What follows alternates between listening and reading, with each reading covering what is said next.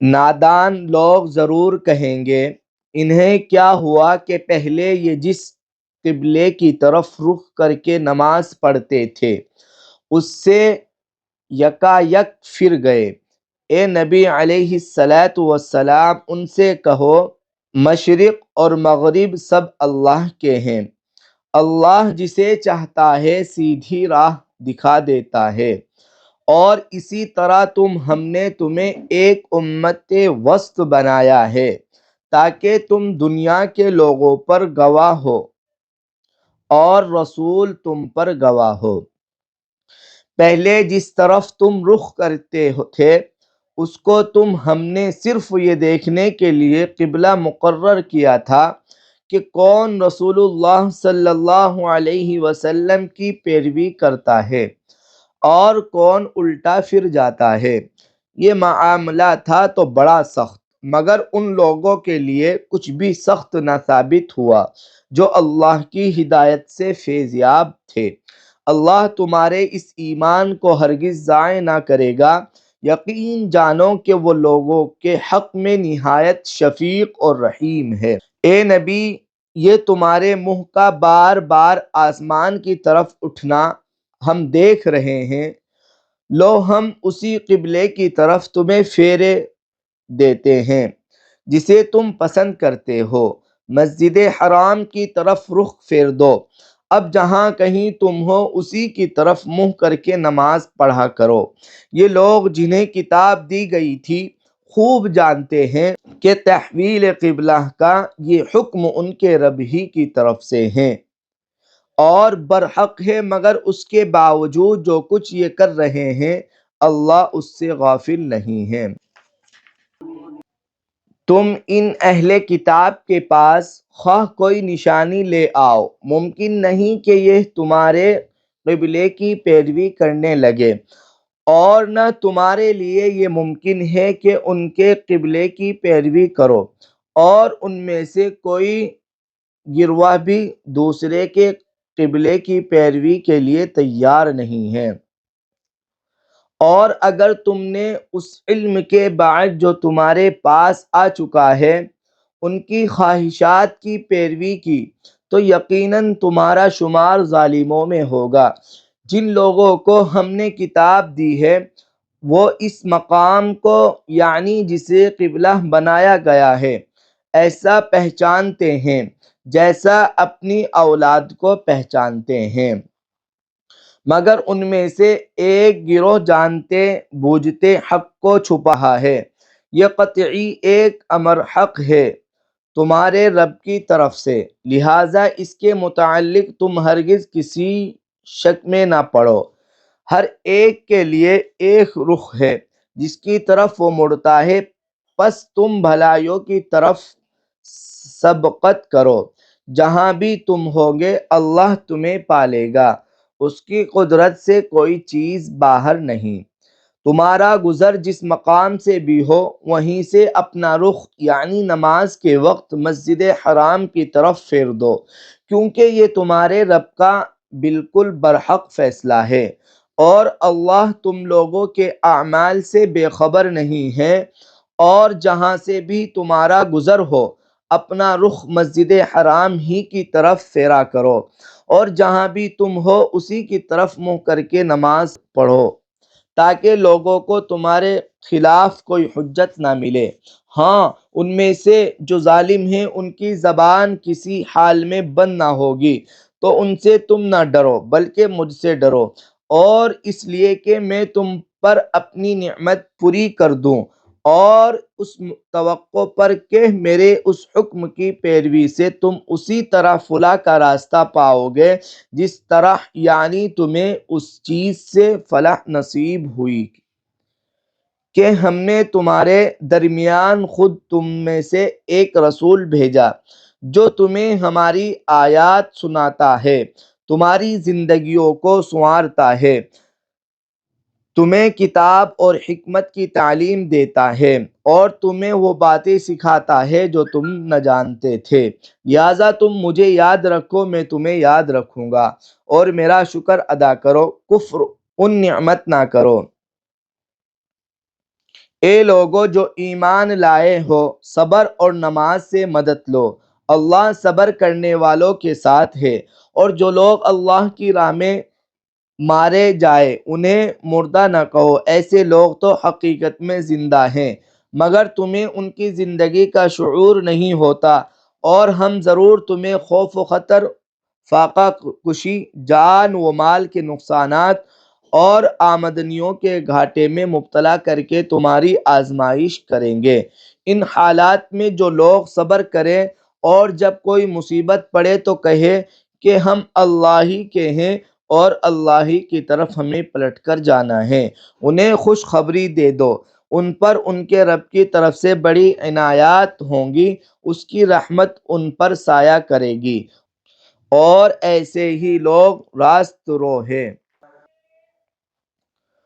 یقیناً صفا اور مروہ اللہ کی نشانیوں میں سے ہیں، لہٰذا جو شخص بیت اللہ کا حج یا عمرہ کرے اس کے لیے کوئی گناہ کی بات نہیں کہ وہ ان دنوں پہاڑیوں کے درمیان سعی کر لے، اور جو برضاء رغبت کوئی بھلائی کا کام کرے گا اللہ کو اس کا علم ہے اور وہ اس کی قدرت کرنے والا ہے۔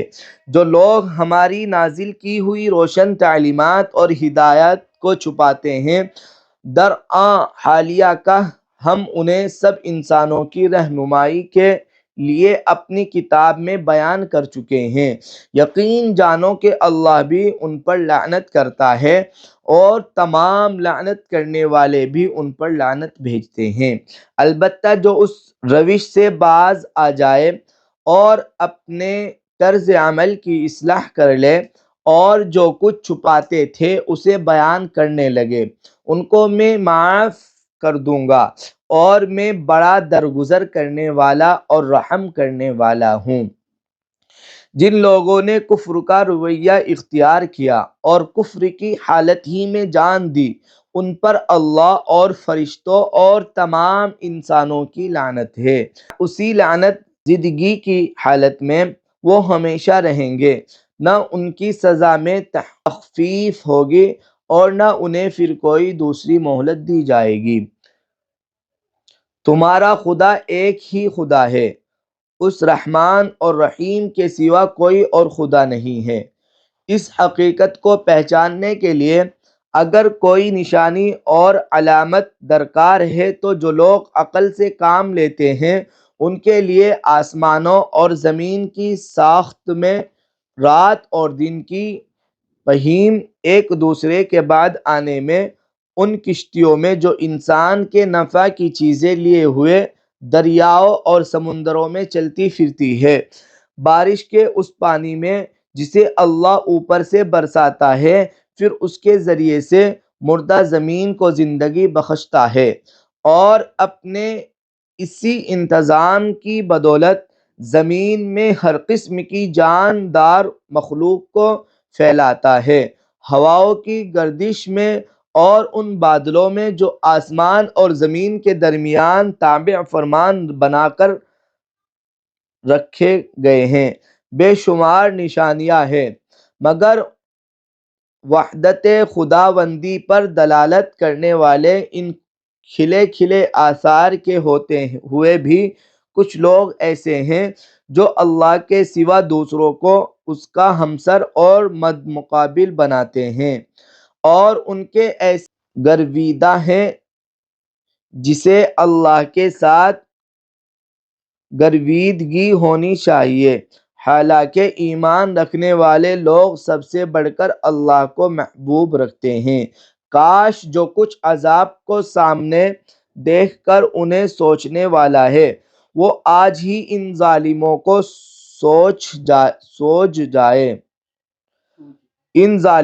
سوجھ جائے کہ ساری طاقتیں اور سارے اختیارات اللہ ہی کے قبضے میں ہیں، اور یہ کہ اللہ سزا دینے میں بھی بہت سخت ہے۔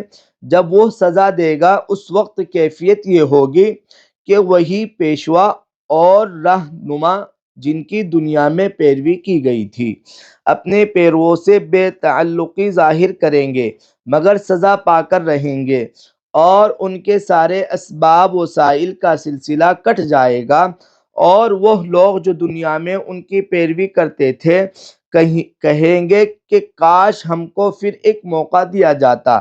تو جس طرح آج یہ ہم سے بیزاری ظاہر کر رہے ہیں، ہم ان سے بیزار ہو کر دکھا دیتے، یوں اللہ ان لوگوں کے وہ اعمال جو یہ دنیا میں کر رہے ہیں ان کے سامنے اس طرح لائے گا کہ یہ حسرتوں اور پشیمانیوں کے ساتھ ہاتھ ملتے رہیں گے، مگر آگ سے نکلنے کی کوئی راہ نہ پائیں گے۔ لوگوں، زمین میں جو حلال اور پاک چیزیں ہیں انہیں کھاؤ، اور شیطان کے بتائے ہوئے راستوں پر نہ چلو، وہ تمہارا کھلا دشمن ہے۔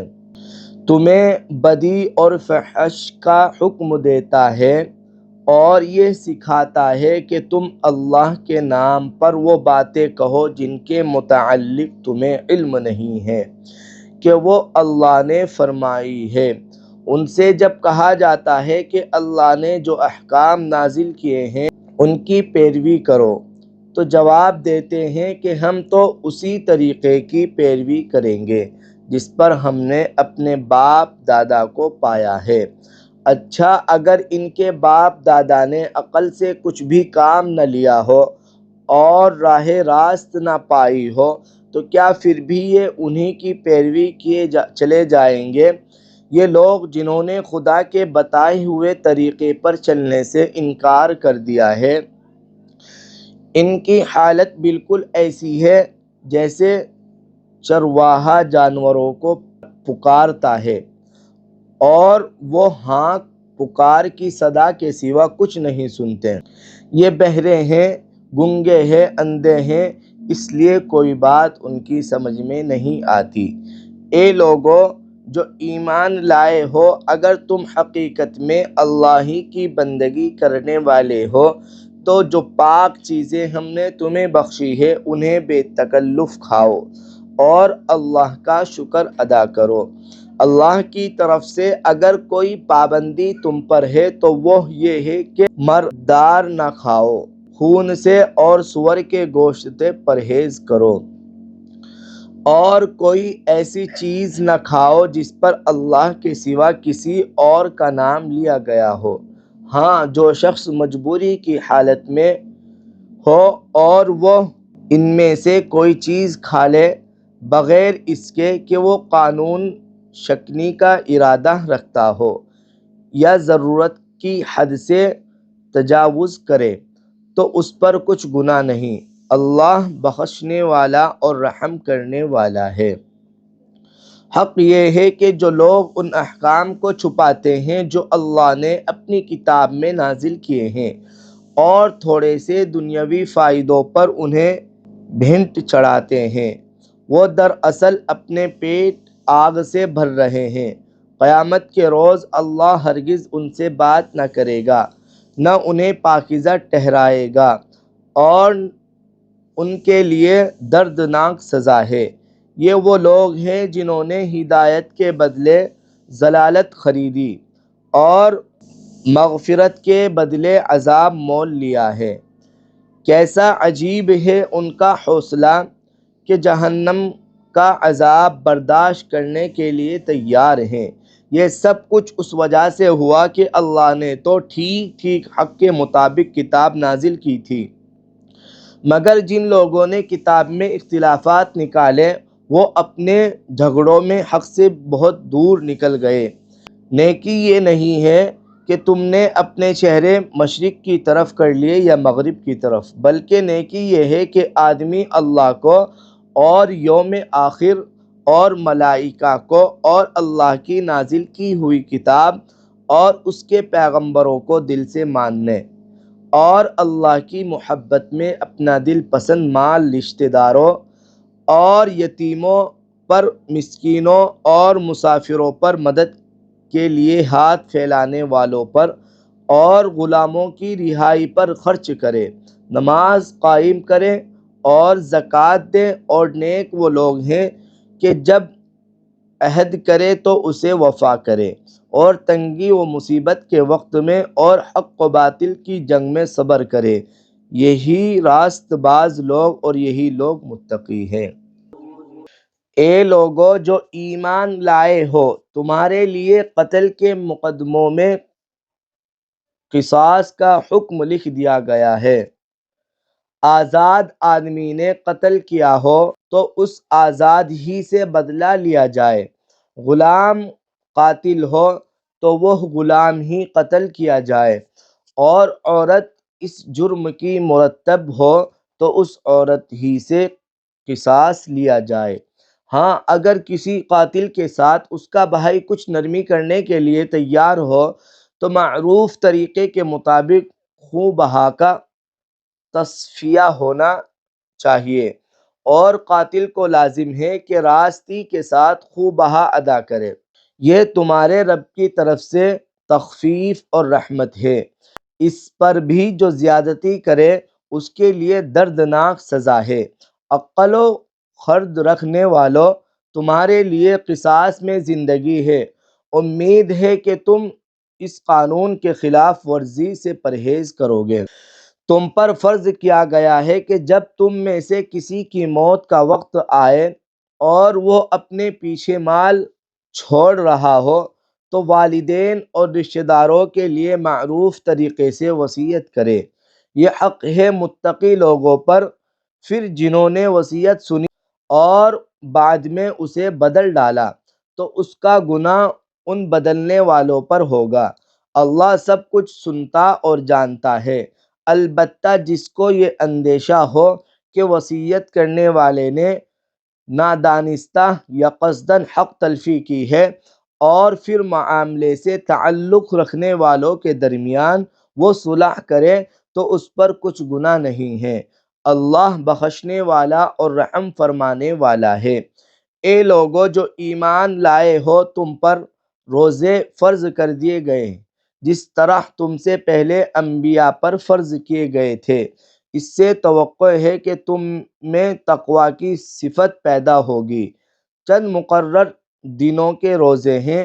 اگر تم میں سے کوئی بیمار ہو یا سفر پر ہو تو دوسرے دنوں میں اتنی ہی مقدار پوری کر لے، اور جو لوگ روزہ رکھنے کی قدرت رکھتے ہو پھر نہ رکھے تو وہ فدیہ دے۔ ایک روزے کا فدیہ ایک مسکین کو کھانا کھلانا ہے، اور جو اپنی خوشی سے کچھ زیادہ بھلائی کرے تو یہ اسی کے لیے بہتر ہے، لیکن اگر تم سمجھو تو تمہارے حق میں اچھا یہی ہے کہ روزہ رکھو۔ رمضان وہ مہینہ ہے جس میں قرآن نازل کیا گیا، جو آسمانوں کے لیے سراسر ہدایت ہے اور ایسی واضح تعلیمات پر مشتمل ہے جو راہ راست دکھانے والی اور حق و باطل کا فرق کھول کر رکھ دینے والی ہے۔ لہٰذا اب سے جو شخص اس مہینے کو پائے اس کو لازم ہے کہ اس پورے مہینے کے روزے رکھے، اور جو کوئی مریض ہو یا سفر پر ہو تو وہ دوسرے دنوں میں روزوں کی تعداد پوری کرے۔ اللہ تمہارے ساتھ نرمی کرنا چاہتا ہے، سختی کرنا نہیں چاہتا، اس لیے یہ طریقہ تمہیں بتایا جا رہا ہے تاکہ تم روزوں کی تعداد پوری کر سکو، اور جس ہدایت سے اللہ نے تمہیں سرفراز کیا ہے اس پر اللہ کی کبریائی کا اظہار و اعتراف کرو اور شکر گزار بنو۔ اور اے نبی، میرے بندے اگر تم سے میرے متعلق پوچھے تو انہیں بتا دو کہ میں ان سے قریب ہی ہوں۔ پکارنے والا جب مجھے پکارتا ہے میں اس کی پکار سنتا اور جواب دیتا ہوں، لہذا انہیں چاہیے کہ میری دعوت پر لبیک کہے اور مجھ پر ایمان لائے۔ یہ بات تم انہیں سنا دو، شاید کہ وہ راہ راست پالے۔ تمہارے لیے روزوں کے زمانے میں راتوں کو اپنی بیویوں کے پاس جانا حلال کر دیا گیا ہے۔ وہ تمہارے لیے لباس ہے اور تم ان کے لیے لباس ہو۔ اللہ کو معلوم ہو گیا کہ تم لوگ چپکے اپنے آپ سے خیانت کر رہے تھے، مگر اس نے تمہارا قصور معاف کر دیا اور تم سے درگزر فرمایا۔ اب تم اپنی بیویوں کے ساتھ شب باشی کرو، اور جو لطف اللہ نے تمہارے لیے جائز کر دیا ہے اسے حاصل کرو، نیز راتوں کو کھاؤ پیو یہاں تک کہ تم کو سیاہی شب کی دھارے سے سپیدہ صبح کی دھاری نمازیہ نظر آ جائے، تب یہ سب کام چھوڑ کر رات تک اپنا روزہ پورا کرو، اور جب تم مسجدوں میں معتکف ہو تو بیویوں سے مباشرت نہ کرو، یہ اللہ کی باندھی ہوئی حدیں ہیں، ان کے قریب نہ بھٹکنا۔ اس طرح اللہ اپنے احکام لوگوں کے لیے بصراحت بیان کرتا ہے، توقع ہے کہ وہ غلط رویے سے بچیں گے، اور تم لوگ نہ تو آپس میں ایک دوسرے کے مال ناروا طریقے سے کھاؤ، اور نہ حاکموں کے آگے ان کو اس غرض کے لیے پیش کرو کہ تمہیں دوسروں کے مال کا کوئی حصہ قصداً ظالمانہ طریقے سے کھانے کا موقع مل جائے۔ اے نبی، لوگ تم سے چاند کی گھٹتی بڑھتی صورتوں کے متعلق پوچھتے ہیں، کہو یہ لوگوں کے لیے تاریخوں کی تعین کی اور حج کی علامتیں ہیں، نیز ان سے کہو یہ کوئی نیکی کا کام نہیں ہے کہ تم اپنے گھروں میں پیچھے کی طرف سے داخل ہوتے ہو، نیکی تو اصل میں یہ ہے کہ آدمی اللہ کی ناراضی سے بچے، لہٰذا تم اپنے گھروں میں دروازے ہی سے آیا کرو، البتہ اللہ سے ڈرتے رہو، شاید کہ تمہیں فلاح نصیب ہو جائے، اور تم اللہ کی راہ میں ان لوگوں سے لڑو جو تم سے لڑتے ہیں، مگر زیادتی نہ کرو کہ اللہ زیادتی کرنے والوں کو پسند نہیں کرتا، ان سے لڑو جہاں بھی تمہارا ان سے مقابلہ پیش آئے، اور انہیں نکالو جہاں سے انہوں نے تم کو نکالا ہے، اس لیے کہ قتل اگرچہ برا ہے مگر فتنہ اس سے بھی زیادہ برا ہے، اور مسجد حرام کے قریب جب تک وہ تم سے نہ لڑے تم بھی نہ لڑو، مگر جب وہ ہاں لڑنے سے نہ چوکے تو تم بھی بے تکلف انہیں مارو، کہ ایسے کافروں کی یہی سزا ہے۔ پھر اگر وہ باز آ جائے تو جان لو کہ اللہ معاف کرنے والا اور رحم فرمانے والا ہے، تم ان سے لڑتے رہو یہاں تک کہ فتنہ باقی نہ رہے اور دین اللہ کے لیے ہو جائے، پھر اگر وہ باز آ جائے تو سمجھ لو کہ ظالموں کے سوا اور کسی پر دست درازی روا نہیں۔ ماہ حرام کا بدلہ ماہ حرام ہی ہے، اور تمام حرمتوں کا لحاظ برابری کے ساتھ ہوگا، لہٰذا جو تم پر دست درازی کرے تم بھی اسی طرح اس پر دست درازی کرو، البتہ اللہ سے ڈرتے رہو اور یہ جان رکھو کہ اللہ انہی لوگوں کے ساتھ ہے جو اس کی حدود توڑنے سے پرہیز کرتے ہیں۔ اللہ کی راہ میں خرچ کرو اور اپنے ہاتھوں اپنے آپ کو ہلاکت میں نہ ڈالو، احسان کا طریقہ اختیار کرو کہ اللہ محسنوں کو پسند کرتا ہے۔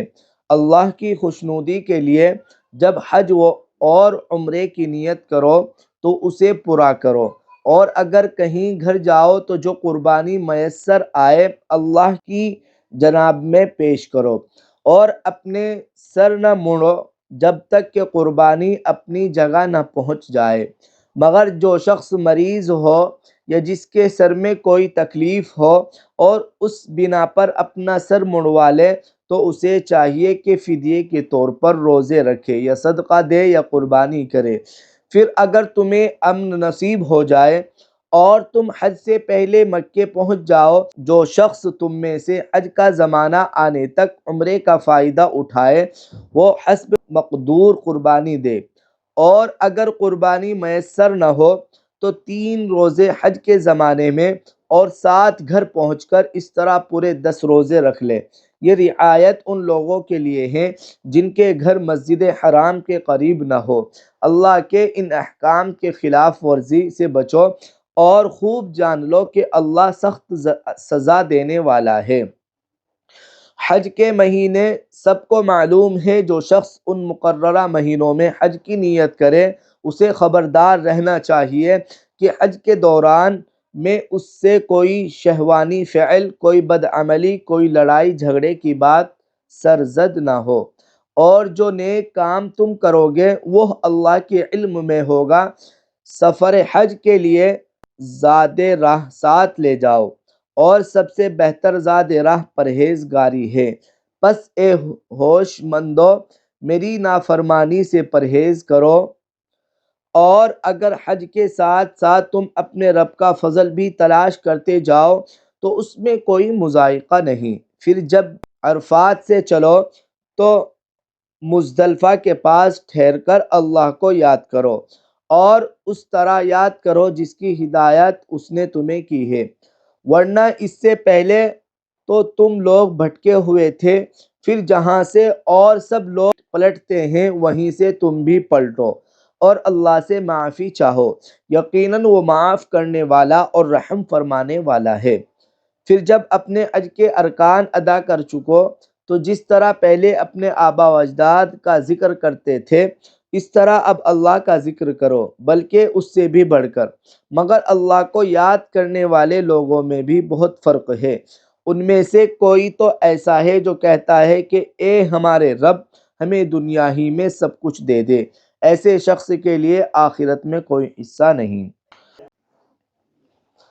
اور کوئی کہتا ہے کہ اے ہمارے رب، ہمیں دنیا میں بھی بھلائی دے اور آخرت میں بھی بھلائی، اور آگ کے عذاب سے ہمیں بچا۔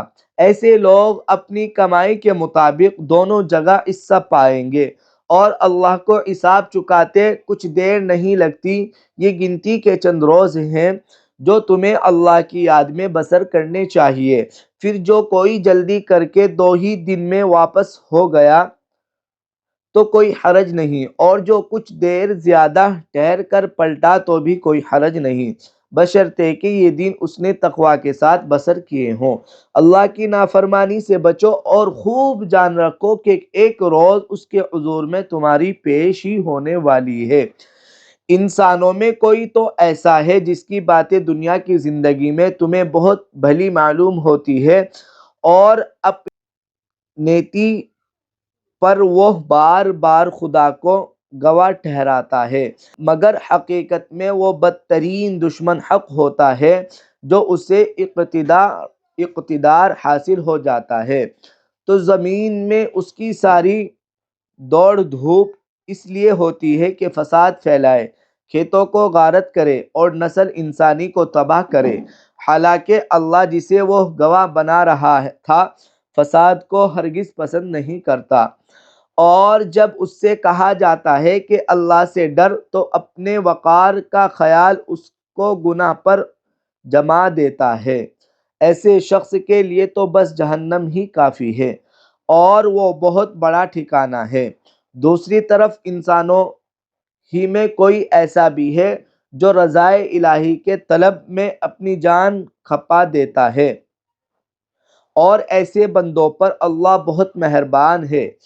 اے ایمان لانے والو، تم پورے کے پورے اسلام میں آ جاؤ اور شیطان کی پیروی نہ کرو کہ وہ تمہارا کھلا دشمن ہے۔ جو صاف صاف ہدایات تمہارے پاس آ چکی ہے، اگر ان کو پالنے کے بعد پھر تم نے لغزش کھائی تو خوب جان رکھو کہ اللہ سب پر غالب اور حکیم و دانا ہے۔ ان ساری نصیحتوں اور ہدایتوں کے بعد بھی لوگ سیدھے نہ ہو تو کیا اب وہ اس کے منتظر ہیں کہ اللہ بادلوں کو چتر لگائے، فرشتوں کے پرے ساتھ لیے خود سامنے موجود ہو اور فیصلہ ہی کر ڈالا جائے؟ آخر کار سارے معاملات پیش تو اللہ ہی کے حضور ہونے والے ہیں۔ بنی اسرائیل سے پوچھو کیسی کھلی کھلی نشانیاں ہم نے انہیں دکھائی ہے، اور پھر یہ بھی انہیں سے پوچھ لو کہ اللہ کی نعمت پانے کے بعد جو قوم اس کو شقاوت سے بدلتی ہے اسے اللہ کیسی سخت سزا دیتا ہے۔ جن لوگوں نے کفر کی راہ اختیار کی ہے ان کے لیے دنیا کی زندگی بڑی محبوب و دل پسند بنا دی گئی ہے۔ ایسے لوگ ایمان کی راہ اختیار کرنے والوں کا مذاق اڑاتے ہیں، مگر قیامت کے روز پرہیزگار لوگ ہی ان کے مقابلے میں عالی مقام ہوں گے۔ رہا دنیا کا رزق تو اللہ کو اختیار ہے، جسے چاہے بے حساب دے۔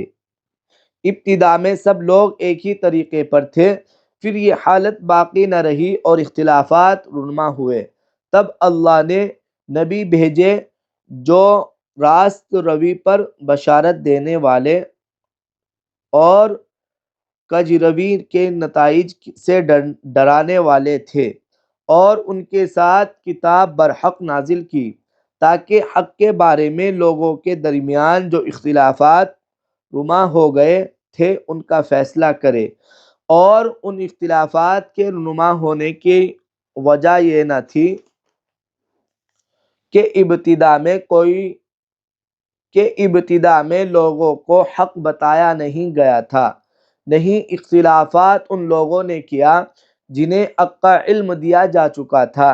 انہوں نے روشن ہدایات پالنے کے بعد محض اس لیے حق کو چھوڑ کر مختلف طریقے نکالے کہ وہ آپس میں زیادتی کرنا چاہتے تھے۔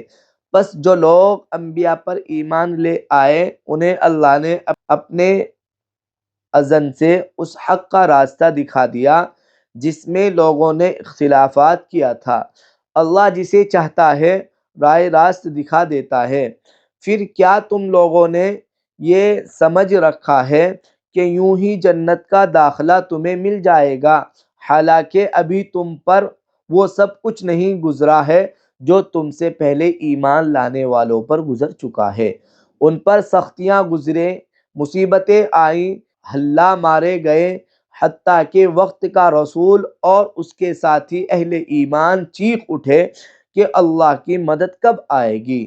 اس وقت انہیں تسلی دی گئی کہ ہاں، اللہ کی مدد قریب ہے۔ لوگ پوچھتے ہیں ہم کیا خرچ کریں؟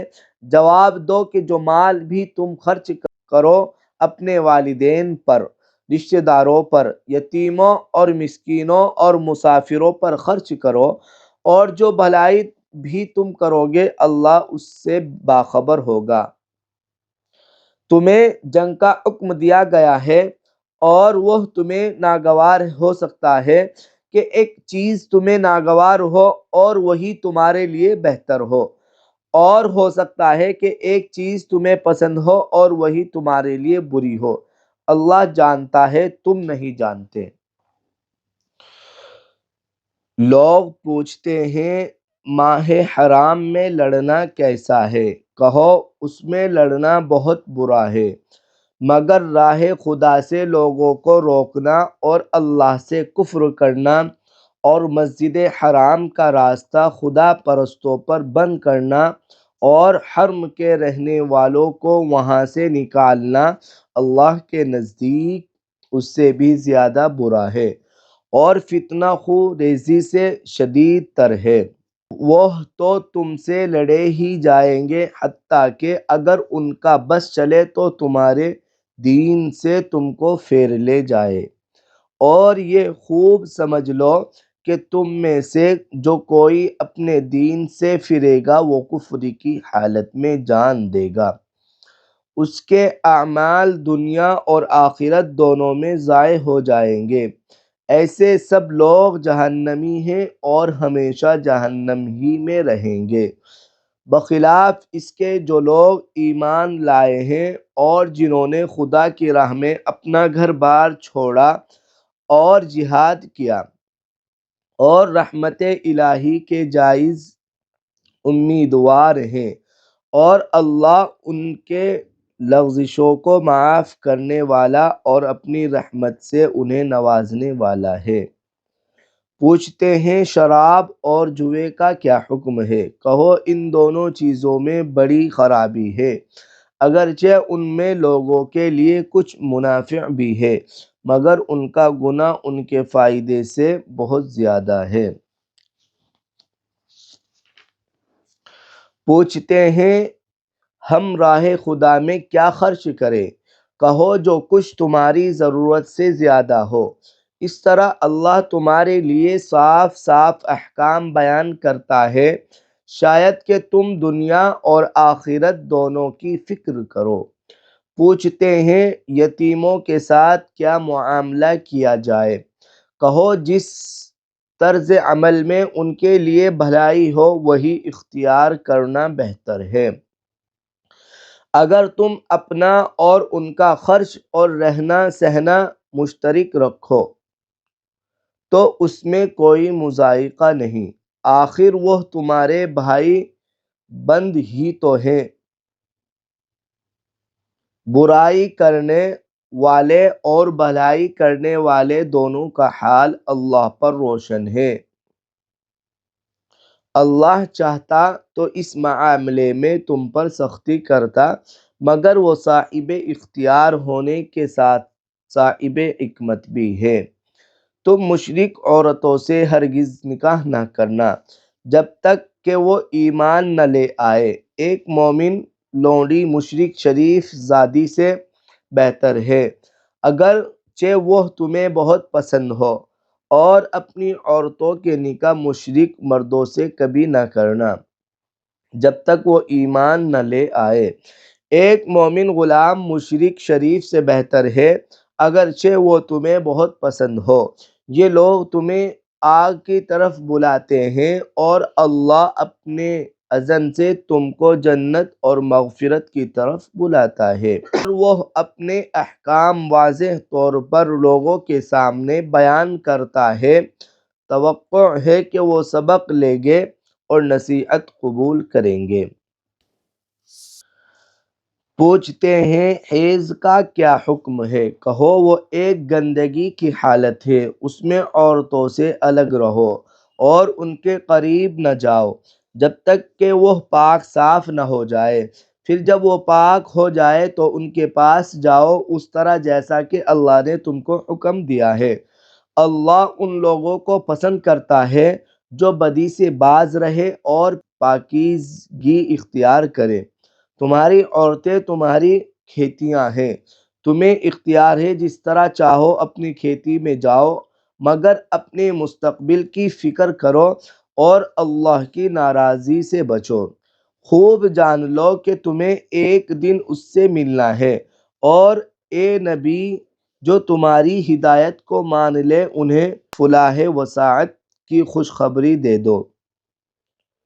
اللہ کے نام کو ایسی قسمیں کھانے کے لیے استعمال نہ کرو جن سے مقصود نیکی اور تقوی اور بندگان خدا کی بھلائی کے کاموں سے باز رہنا ہو۔ اللہ تمہاری ساری باتیں سن رہا ہے اور سب کچھ جانتا ہے۔ جو بے معنی قسمیں تم بلا ارادہ کھا لیا کرتے ہو ان پر اللہ غفرت نہیں کرتا، مگر جو قسمیں تم سچے دل سے کھاتے ہو ان کی باز پرس وہ ضرور کرے گا۔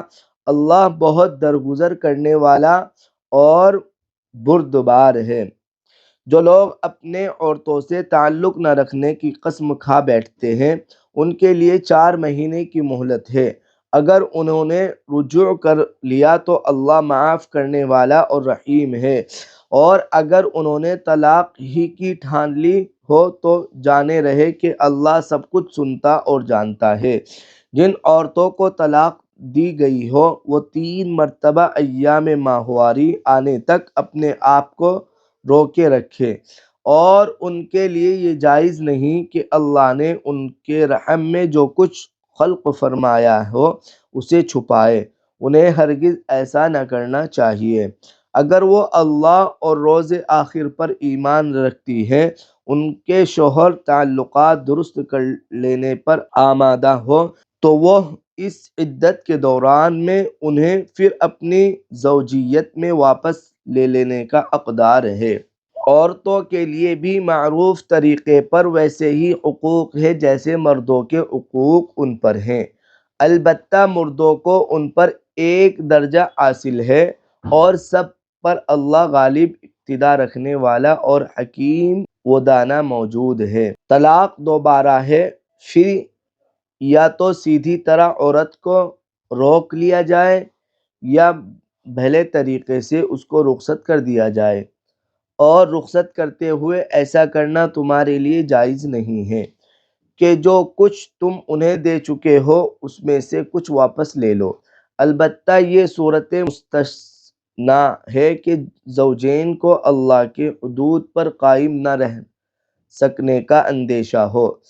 ایسی صورت میں اگر تمہیں یہ خوف ہو کہ وہ دونوں حدود الہی پر قائم نہ رہیں گے تو ان دونوں کے درمیان یہ معاملہ ہو جانے میں مضائقہ نہیں کہ عورت اپنے شوہر کو کچھ معاوضہ دے کر علیحدگی حاصل کر لے۔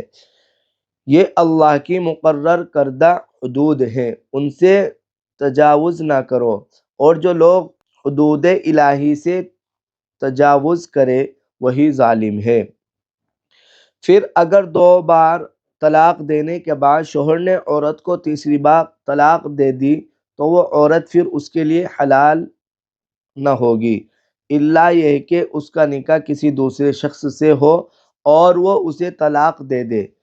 تب اگر پہلا شوہر اور یہ عورت دونوں یہ خیال کریں کہ حدود الہی پر قائم رہیں گے تو ان کے لیے ایک دوسرے کی طرف رجوع کر لینے میں کوئی مضائقہ نہیں۔ یہ اللہ کی مقرر کردہ حدیں ہیں جنہیں وہ ان لوگوں کی ہدایت کے لیے واضح کر رہا ہے جو اس کے حدود کو توڑنے کا انجام جانتے ہیں۔ اور جب تم عورتوں کو طلاق دے دو اور ان کی عدت پوری ہونے کو آ جائے تو یا بھلے طریقے سے انہیں روک لو یا بھلے طریقے سے رخصت کر دو، محض ستانے کی خاطر انہیں نہ روکے رکھنا کہ یہ زیادتی ہوگی، اور جو ایسا کرے گا وہ درد حقیقت آپ اپنے ہی اوپر ظلم کرے گا۔ اللہ کی آیات کا کھیل نہ بناؤ، بھول نہ جاؤ کہ اللہ نے کس نعمت عظمہ سے تمہیں سرفراز کیا ہے۔ وہ تمہیں نصیحت کرتا ہے کہ جو کتاب اور حکمت اس نے تم پر نازل کی ہے اس کا احترام ملحوظ رکھو، اللہ سے ڈرو اور خوب جان لو کہ اللہ کو ہر بات کی خبر ہے۔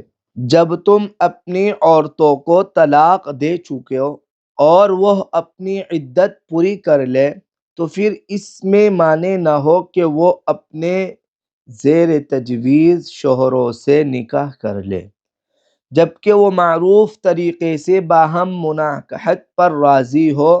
تمہیں نصیحت کی جاتی ہے کہ ایسی حرکت ہرگز نہ کرنا اگر تم اللہ اور روز آخر پر ایمان لانے والے ہو۔ تمہارے لیے شائستہ اور پاکیزہ طریقہ یہی ہے کہ اس سے باز رہو، اللہ جانتا ہے تم نہیں جانتے۔ جو باپ چاہتے ہو کہ ان کی اولاد پوری مدت رضاعت تک دودھ پیے تو مائیں اپنے بچوں کو کامل 2 سال دودھ پلائے۔ اس صورت میں بچے کے باپ کو معروف طریقے سے انہیں کھانا کپڑا دینا ہوگا، مگر کسی پر اس کی وسعت سے بڑھ کر بار نہ ڈالنا چاہیے۔ نہ تو ماں کو اس وجہ سے تکلیف میں ڈالا جائے کہ بچہ اس کا ہے، اور نہ باپ ہی کو اس وجہ سے تنگ کیا جائے کہ بچہ اس کا ہے۔ دودھ پلانے والی کا یہ حق جیسا بچے کے باپ پر ہے ویسا ہی اس کے وارث پر بھی ہے۔ لیکن اگر فریقین باہمی رضامندی اور مشورے سے دودھ چھڑانا چاہے تو ایسا کرنے میں کوئی مضائقہ نہیں، اور اگر تمہارا خیال اپنی اولاد کو کسی غیر عورت سے دودھ پلوانے کا ہو تو اس میں بھی کوئی حرج نہیں، بشرطے کہ اس کا جو کچھ معاوضہ طے کرو وہ معروف طریقے پر ادا کرو۔ اللہ سے ڈرو اور جان رکھو کہ یہ جو کچھ تم کرتے ہو سب اللہ کی نظر میں ہے۔ تم میں سے جو لوگ مر جائیں ان کے پیچھے اگر ان کی بیویاں زندہ ہوں تو وہ اپنے آپ کو 4 مہینے 10 دن روکے رکھیں، پھر جب ان کی عدت پوری ہو جائے تو انہیں اختیار ہے اپنی ذات کے معاملے میں معروف طریقے سے جو چاہے کرے، تم پر اس کی کوئی ذمہ داری نہیں، اللہ تم سب کے اعمال سے باخبر ہے۔ زمانہ عدت میں خاتون ان بیوہ عورتوں کے ساتھ منگنی کا ارادہ اشارے کنائے میں ظاہر کر دو، خواہ دل میں چھپائے رکھو، دونوں صورتوں میں کوئی مذائقہ نہیں۔ اللہ جانتا ہے کہ ان کا خیال تو تمہارے دل میں آئے گا ہی، مگر دیکھو خفیہ عہد و پیمان نہ کرنا۔ اگر کوئی بات کرنی ہے تو معروف طریقے سے کرو، اور عقد نکاح باندھنے کا فیصلہ اس وقت تک نہ کرو جب تک کہ عدت پوری نہ ہو جائے۔ خوب سمجھ لو کہ اللہ تمہارے دلوں کا حال تک جانتا ہے، لہذا اس سے ڈرو، اور یہ بھی جان لو کہ اللہ بردبار ہے، چھوٹی چھوٹی باتوں سے درگزر فرماتا ہے۔ تم پر کچھ گناہ نہیں اگر اپنی عورتوں کو طلاق دے دو قبل اس کے کہ ہاتھ لگانے کی نوبت آئے یا مہر مقرر ہو۔ اس صورت میں انہیں کچھ نہ کچھ دینا ضروری چاہیے۔ خوشحال آدمی اپنے مقدرت کے مطابق اور غریب اپنی مقدرت کے مطابق معروف طریقے سے دے، یہ حق ہے نیک آدمیوں پر۔ اور اگر تم نے ہاتھ لگانے سے پہلے طلاق دی ہو لیکن مہر مقرر کیا جا چکا ہو تو اس صورت میں نصف مہر دینا ہوگا۔ یہ اور بات ہے کہ عورت نرمی برتے اور مہر نہ لے، یا وہ مرد جس کے اختیار میں عقد نکاح ہے نرمی سے کام لے اور پورا مہر دے دے، اور تم یعنی مرد نرمی سے کام لو تو یہ تقوی سے زیادہ مناسبت رکھتا ہے۔ آپس کے معاملات میں فیاضی کو نہ بھولو، تمہارے اعمال کو اللہ دیکھ رہا ہے۔ اپنی نمازوں کو نگاہ داشت رکھو، خصوصاً ایسی نماز کی جو محاسن صلاح کی جامع ہو۔ اللہ کے آگے اس طرح کھڑے ہو جیسے فرما بردار غلام کھڑے ہوتے ہیں۔ بد امنی کی حالت ہو تو خواہ پیدل ہو خواہ سوار، جس طرح ممکن ہو نماز پڑھو، اور جب امن میسر آ جائے تو اللہ کو اس طریقے سے یاد کرو جو اس نے تمہیں سکھا دیا ہے جس سے تم پہلے ناواقف تھے۔ تم میں سے جو لوگ وفات پائے اور پیچھے بیویاں چھوڑ رہے ہوں ان کو چاہیے کہ اپنی بیویوں کے حق میں یہ وصیت کر جائے کہ 1 سال تک نان و نفقہ دیا جائے اور وہ گھر سے نہ نکالی جائے۔ پھر اگر وہ خود نکل جائے تو اپنی ذات کے معاملے میں معروف طریقے سے وہ جو کچھ بھی کرے اس کی کوئی ذمہ داری تم پر نہیں ہے۔ اللہ سب پر غالب، اقتدار رکھنے والا اور حکیم دانا ہے۔ اسی طرح جن عورتوں کو طلاق دی گئی ہو انہیں بھی مناسب طور پر کچھ نہ کچھ دے کر رخصت کیا جائے، یہ حق ہے متقی لوگوں پر۔ اس طرح اللہ اپنے احکام تمہیں صاف صاف بتاتا ہے، امید ہے کہ تم سمجھ بوجھ کر کام کرو گے۔ تم نے ان لوگوں کے حال پر بھی کچھ غور کیا جو موت کے ڈر سے اپنے گھر بار چھوڑ کر نکلے تھے اور ہزاروں کی تعداد میں تھے۔ اللہ نے ان سے فرمایا مر جاؤ، پھر اس نے ان کو دوبارہ زندگی بخشی۔ حقیقت یہ ہے کہ اللہ انسان پر بڑا فضل فرمانے والا ہے، مگر اکثر لوگ شکر ادا نہیں کرتے۔ مسلمانوں، اللہ کی راہ میں جنگ کرو اور خوب جان رکھو کہ اللہ سننے والا اور جاننے والا ہے۔ تم میں کون ہے جو اللہ کو قرض حسن دے تاکہ اللہ اسے کئی گنا بڑھا چڑھا کر واپس کرے؟ گھٹانا بھی اللہ کے اختیار میں ہے اور بڑھانا بھی، اور اسی کی طرف تمہیں پلٹ کر جانا ہے۔ پھر تم نے اس معاملے پر بھی غور کیا جو موسیٰ علیہ السلام کے بعد سرداران بنی اسرائیل کو پیش آیا تھا۔ جو موسیٰ علیہ السلام کے بعد سردار ان بنی اسرائیل کو پیش آیا تھا، انہوں نے اپنے نبی سے کہا ہمارے لیے ایک بادشاہ مقرر کر دو تاکہ ہم اللہ کی راہ میں جنگ کریں۔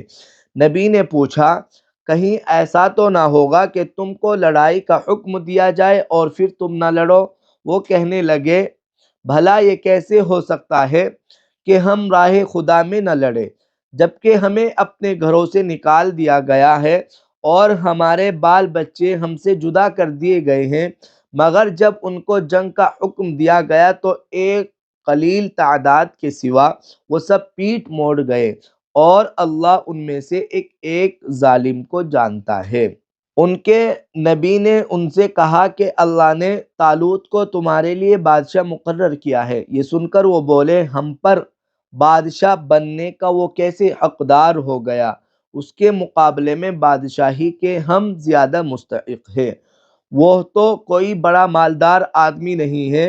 نبی نے جواب دیا، اللہ نے تمہارے مقابلے میں اسی کو منتخب کیا ہے اور اس کو دماغی و جسمانی دونوں قسم کی اہلیت فراوانی کے ساتھ عطا فرمائی ہے، اور اللہ کو اختیار ہے کہ اپنا ملک جیسے چاہے دے۔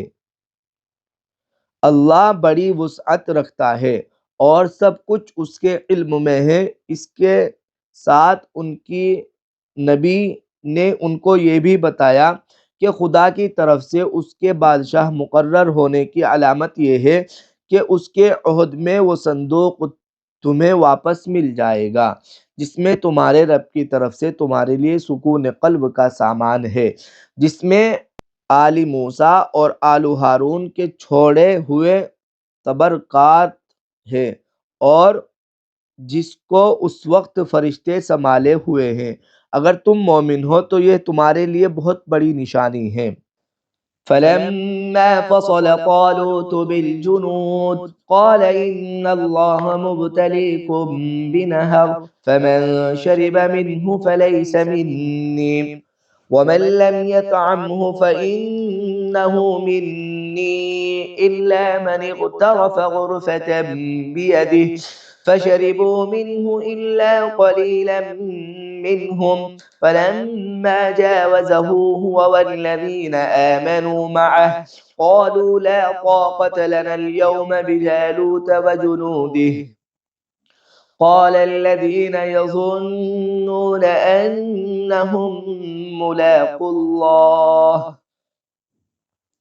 كم من فئة قليلة غلبت فئة كثيرة بإذن الله والله مع الصابرين ولما برزوا لجالوت وجنوده قالوا ربنا أفرغ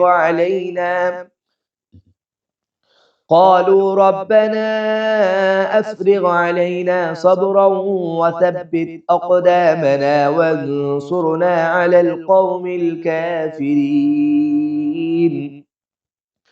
فهزموهم بإذن الله وقتل داود جالوت وآتاه الله الملك والحكمة وعلمه مما يشاء ولولا دفع الله الناس بعضهم ببعض لفسدت الأرض ولكن الله ذو فضل على العالمين تلك آيات الله نتلوها عليك بالحق وإنك لمن المرسلين۔ پھر جب طالوت لشکر لے کر چلا تو اس نے کہا، ایک دریا پر اللہ کی طرف سے تمہاری آزمائش ہونے والی ہے، جو اس کا پانی پیے گا وہ میرا ساتھی نہیں، میرا ساتھی صرف وہ ہے جو اس سے پیاس نہ بجھائے۔ ہاں، ایک آدھ چلو کوئی پی لے تو پی لے، مگر ایک گروہ قلیل کے سوا سب اس دریا سے سیراب ہوئے۔ پھر جب طالوت اور اس کے ساتھی مسلمان دریا پار کر کے آگے بڑھے تو انہوں نے طالوت سے کہہ دیا کہ آج ہم میں جالوت اور اس کے لشکروں سے مقابلہ کرنے کی طاقت نہیں ہے۔ لیکن جو لوگ یہ سمجھتے تھے کہ انہیں ایک دن اللہ سے ملنا ہے، انہوں نے کہا، بارہا ایسا ہوا ہے کہ ایک قلیل گروہ اللہ کے اذن سے ایک بڑے گروہ پر غالب آ گیا ہے۔ اللہ صبر کرنے والوں کا ساتھی ہے۔ اور جب وہ جالوت اور اس کے لشکروں کے مقابلے پر نکلے تو انہوں نے دعا کی اے ہمارے رب ہم پر صبر کا فیضان کر، ہمارے قدم جما دے اور اس کافر گروہ پر ہمیں فتح نصیب کر۔ آخر کار اللہ کے اذن سے انہوں نے کافروں کو مار بھگایا اور داؤد نے جالوت کو قتل کر دیا، اور اللہ نے اسے سلطنت اور حکمت سے نوازا اور جن جن چیزوں کا چاہا اس کو علم دیا۔ اگر اس طرح اللہ انسانوں کے ایک گروہ کو دوسرے گروہ کے ذریعے سے ہٹاتا رہتا تو زمین کا نظام بگڑ جاتا، لیکن دنیا کے لوگوں پر اللہ کا بڑا فضل ہے کہ وہ اس طرح دفاع فساد کا انتظام کرتا رہتا ہے۔